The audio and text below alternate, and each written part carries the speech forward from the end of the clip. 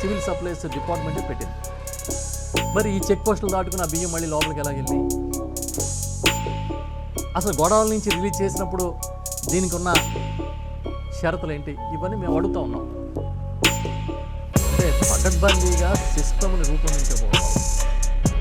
మళ్ళీ ఇది జరిగింది. కాకినాడ పోర్టు కానీ ఏ పోర్ట్ అయినా కానీ అనుమతి ఇచ్చింది ఎక్స్పోర్ట్కి, అంతేగాని స్మగ్లింగ్ కాదు. స్మగ్లింగ్ మీద చేసే విధానంలో కూర్చోబెట్టి దానికి పర్మిషన్, దానికి లైసెన్స్ ఇవ్వాలి. మీరు బాధ్యత వహిస్తా, మీరు ఎలా వదిలేస్తారు ఇవన్నీ? ఇది ఒక నెక్సెస్ అనుకుంటారు కదా, మీరు కూడా వదిలేస్తే.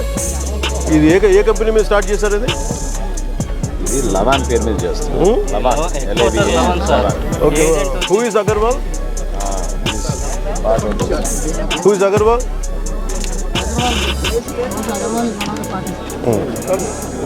ఆయన సీజ్ చేశారా? ఓకే.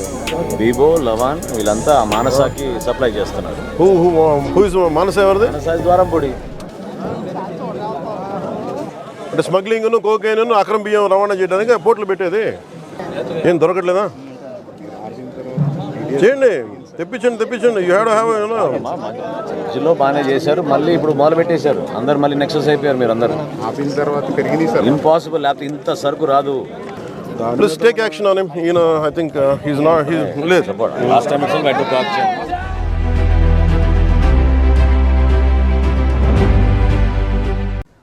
ఇంకొక విచిత్రం ఏంటంటే, ఆశ్చర్యకరమైన విషయం, నేను చాలా ఆశ్చర్యపోయాను. డిప్యూటీ సీఎం గారు పవన్ కళ్యాణ్ గారు చెప్పారు, నేను వస్తానంటే నన్ను ఆపేసారు, రానివ్వలేదు. ఇంకొక విషయం కూడా చెప్పారు, నేను షిప్లోకి వెళ్తానంటే నన్ను వెళ్ళనివ్వట్లేదు అని. ఆయన ఏం ప్రతిపక్షంలో లేరు. ఈ ప్రభుత్వం ఏమీ వేరే ప్రభుత్వం కాదు, Telugu Desam party, Janasena party, BJP party ఉమ్మడిగా ఏర్పాటు చేసుకున్న ప్రభుత్వం. ఒక డిప్యూటీ సీఎంని 6 నెలల నుంచి ఆపింది ఎవరు? షిప్లోకి వెళ్తానంటే అనుమతి ఇవ్వనిది ఎవరు? న్యాచురల్గా ఒక డిప్యూటీ సీఎంని ఆపాలంటే అంతకన్నా పై స్థాయి వాళ్ళే కదా ఆపాలి, కింద స్థాయి వాళ్ళు అయితే ఆపలేరు.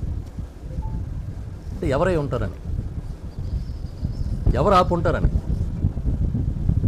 ఎందుకు ఆపుంటారని, ఈ ప్రశ్నలన్నీ ఇవాళ సామాన్యులు కూడా వస్తున్నాయి. నేను వస్తాను అంటే నిన్న రాత్రి కూడా నాకు చాలామంది ఫోన్లు చేసి మెసేజ్లు ఏం పెడతారు, మీరు రావద్దు సార్ ఇక్కడికి అంట. మీరు ఎందుకు రాకూడదంటే ఒక 10,000 మంది జీవితాలు అతలాకుతలం అయిపోతాయని. As a deputy chief minister of Andhra Pradesh నాకే సహకరించాల. ఇక్కడున్న ఈ ఏమో పోర్ట్ అధికారులు, షిప్ అక్కడ స్టెల్లా అనే షిప్ ఉంది, పైకి ఎక్కాలి. దాన్ని ఒక దాదాపు 6 కంపార్ట్మెంట్స్లో, దాన్ని ఏముంటుందని 6 కంపార్ట్మెంట్స్లో 3 కంపార్ట్మెంట్స్ ఇది ఉంది. దాన్ని సీజ్ చేసి అక్కడ ఆఫ్ చేసాం. లోపలికి వెళ్ళి చెక్ చేద్దామంటే ఈ అనుకూలంగా లేదు మీకు పైకి ఎక్కడానికి అని చెప్పి అక్కడే తిప్పుతున్నాను నన్ను.